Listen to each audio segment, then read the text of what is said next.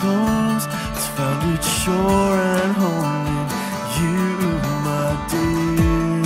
You'll be the first. Sa April 13, magkakaroon kami ng photoshoot for a cause dito sa Ninoy Aquino Parks and Wildlife for ANCOP scholars and kids na bibigyan namin ng sponsorship for their summer tutorials and activities.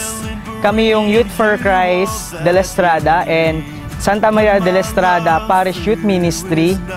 Nag-join up yung organization namin para magkaroon ng isang photoshoot for a cause na ang layunin is makatulong nga sa mga batang gustong makapag-aral.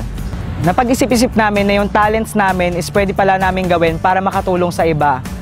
Kaya bilang mga leaders ng youth organizations, napag-isipan namin na gumawa ng photoshoot for a cause para hindi lang sa simpleng photoshoots or kung ano-anong bagay yung ginagawa namin.